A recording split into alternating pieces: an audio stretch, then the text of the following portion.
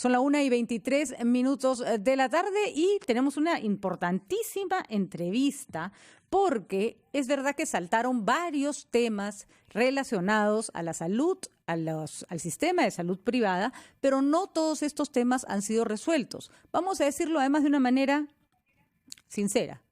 A veces los temas entran en agenda, generan mucho alboroto y después se olvidan y el problema no ha sido resuelto. En este caso vamos a hablar con el señor José Ignacio Beteta. Él es presidente de la Asociación de Contribuyentes por Respeto y él nos va a explicar qué es lo que está pasando con los altísimos costos que todavía se pagan en clínicas privadas versus la bajísima ejecución del presupuesto que se tiene para, por ejemplo, comprar medicamentos. José Ignacio, ¿cómo está? Gracias por acompañarnos esta tarde en RPP.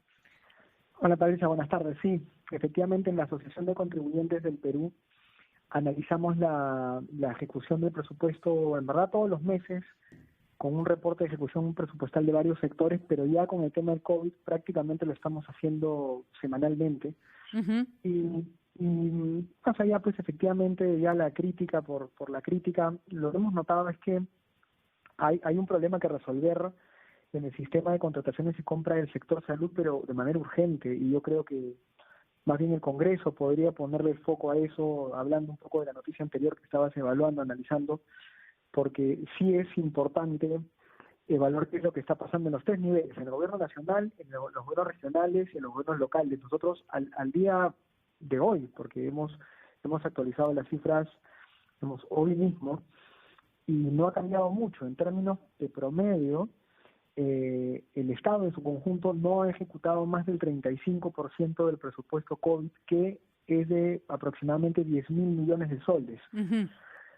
Y fíjate cómo se repite un poco la historia, ¿no? Con el tema de la reconstrucción nacional, se habían planificado 22.000 millones de soles y no se había ejecutado una cuarta parte en 3 años. Ha salido la noticia hace poquito, nosotros también estuvimos pendientes de eso. Y ahora fíjate, en una crisis tan dura como esta, en una pandemia global, en 4 meses, porque hemos cumplido exactamente 120 días desde el 16 de marzo casi, digamos, estamos igual al 30% de ejecución presupuestal, sobre todo en equipos médicos y suministros médicos, que son los dos elementos más importantes para afrontar la pandemia, ¿no? Hemos visto, por ejemplo, que es a nivel mucho más chiquito, y esto vemos que se repite a un nivel más grande, que a distintos ministerios se les dio partidas especiales para solucionar temas de COVID, como por ejemplo sistemas de protección, ¿no es cierto? En el caso, por ejemplo, del MINAM, y resulta que los trabajadores de limpieza salieron a la calle sin la protección apropiada. Pero acá estamos hablando de una cifra mucho más grande, José Ignacio. ¿De cuánto? ¿Son más de 720 millones? Dependiendo del rubro, como Uh-huh. decían, suministros médicos, se plantearon efectivamente casi 700-800 millones de soles. Ajá. Acá tengo las cifras, digamos.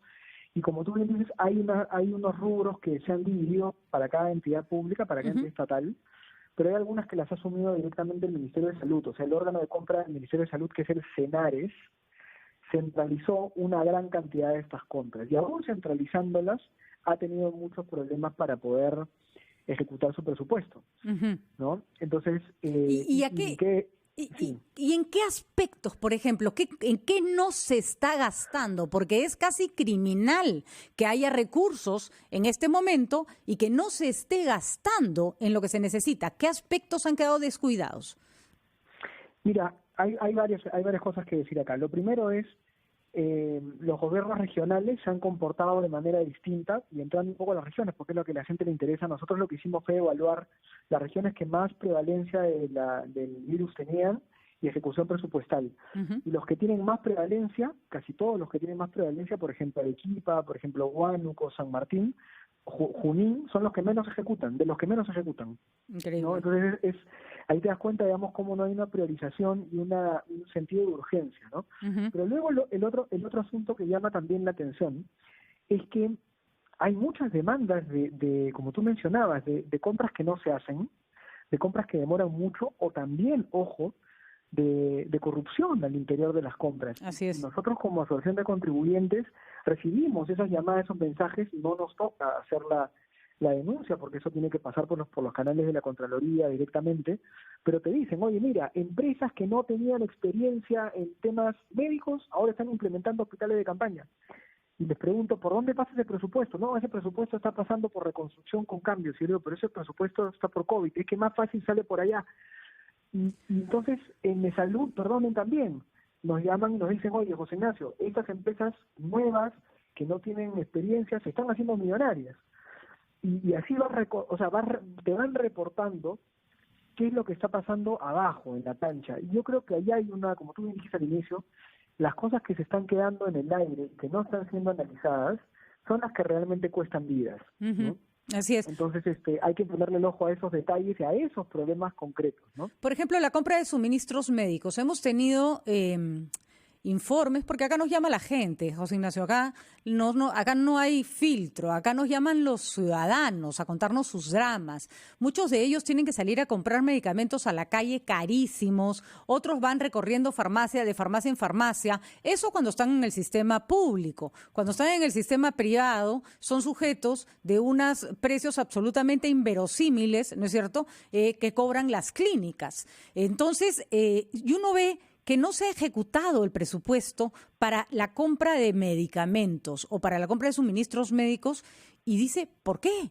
Una cosa es construir un puente, reconstruir un colegio, que podemos entender que la reconstrucción con cambios demora, y otra cosa es comprar, no sé, ivermectina, comprar equipos de seguridad, PPTs. ¿Qué pasa con eso? Bueno, a ver, otra vez, volvemos a lo mismo. En el Estado, lo que ha ocurrido en los últimos años es que las compras se han hecho mal, se han hecho inadecuadamente, desde la planificación hasta el abastecimiento. Ojo con eso, porque no solamente es un tema de compra.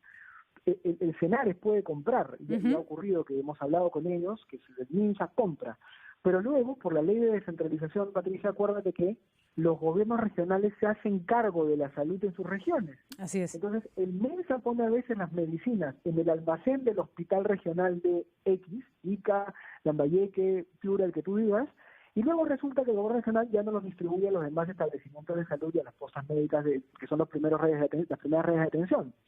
O sea, hay un tema con el abastecimiento. Luego hay un tema con la planificación. No está la información clara y no es una información transparente. Ajá. Entonces los pacientes y los ciudadanos nunca sabemos si es que los medicamentos que necesitamos están siendo incluidos, por ejemplo, en la lista, en el petitorio de medicamentos, tampoco, no se sabe, es un proceso poco transparente, entonces nadie sabe qué compran. Y la evaluación, como ya se ha dicho varias veces, demora mucho, los medicamentos se demoran en ser evaluados.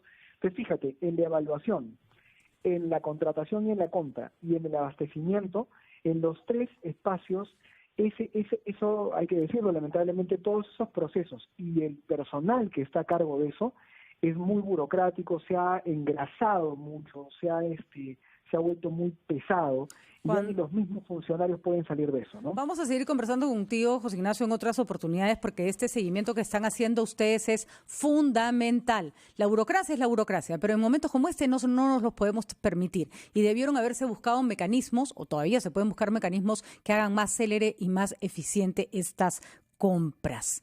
Y solo una cosita chiquitita antes que me maten porque me tengo que ir. Cuando uno trata de usar las herramientas electrónicas que ofrece Digemit, por ejemplo, para la comparación de precios, aparecen 4 o 5 clínicas que te dicen que cobran un montón de plata, no te ponen el precio de las clínicas, de los hospitales públicos, y tampoco sale el precio en las farmacias. Por lo tanto, la comparación es absolutamente imposible. Hacer instrumentos que no tienen ninguna utilidad, la verdad que no ayudan al ciudadano. José Ignacio, muchísimas gracias. Presidente de la Asociación de Contribuyentes, vamos a seguir con él a lo largo de esta pandemia para que nos vaya señalando dónde se está dejando la plata en el cajón, que eso es inadmisible. 1:33.